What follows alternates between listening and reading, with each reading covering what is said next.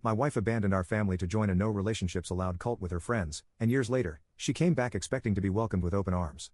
I, 29 male, got married 6 years ago, but have been divorced for 3 years now. I have 2 sons with my ex-wife, Ashley, 30 female, aged 4 and 5. But I have full custody of them since she didn't want to be bogged down because of her family.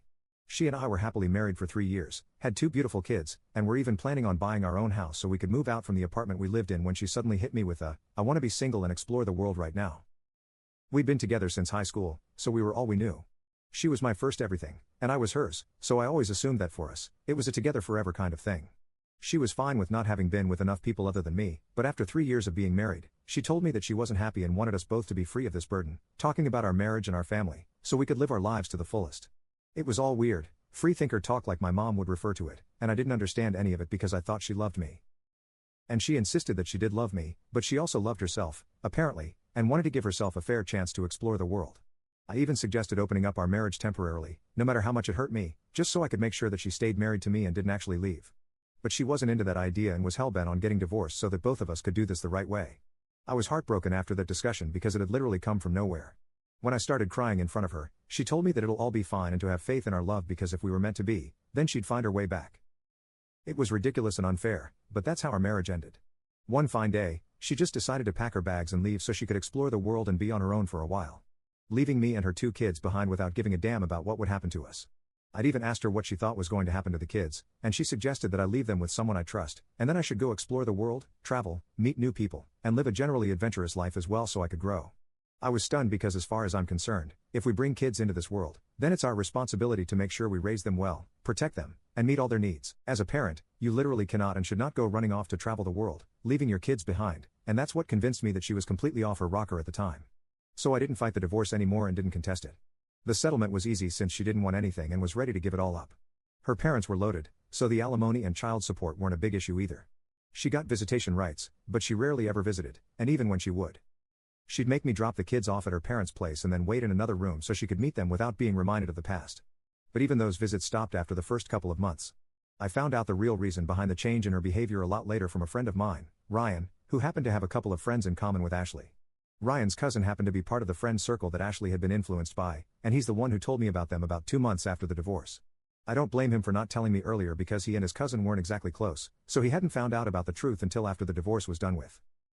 Besides, even if I did know the truth, it wouldn't have changed anything about the divorce anyway. Ryan's cousin, according to what he told me, led a very promiscuous, wild, and adventurous lifestyle. Not just him, but his entire friend group of about 6 or 7 women believed that we shouldn't be tied down by relationships and had made a pact to remain single. Ashley had been introduced to this friend circle by a coworker of hers who believed that she'd get along well with these women, even though she wasn't single and couldn't be part of that school of thought, given that she was married with 2 kids at that point. But Ryan's cousin had bragged to him and a couple of other family members that they'd managed to convert a woman into believing that she didn't need to stay with her husband and kids, that she apparently needed to shed this dead weight so she could move on and do better in life. And that's what she'd done by divorcing her husband and giving up custody of her kids so she could finally fully commit to their ideology. She'd been bragging about the like-minded status of their group and how they'd managed to turn someone into one of them, which meant that there was definitely something powerful and compelling about their beliefs. So Ryan, out of curiosity, had asked his cousin what this woman looked like because he wanted to know what kind of person would just abandon her family because of what her new friend said, especially a married woman with 2 kids. Then, when his cousin pointed to Ashley in a group photo they'd taken, he put 2 and 2 together and texted me about it literally as soon as he was out of the event. This had all taken place at a family gathering of his, and once that was done with, he immediately asked me if I was willing to meet him. Thankfully, I'd said yes, so he'd rushed over to my apartment and spilled the beans on what had happened with Ashley.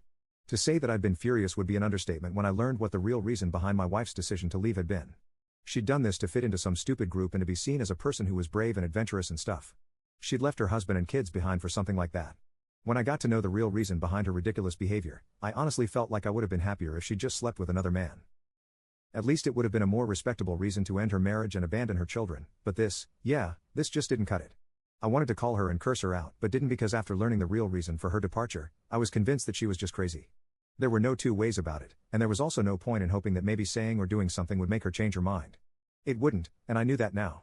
So I just decided to make the best of my circumstances and raise my sons to be better men than their mother had been. I also worked harder at my own job and made sure they never felt abandoned. I hired a nanny and started working twice as hard at the office, so I wouldn't have to bring the office home with me.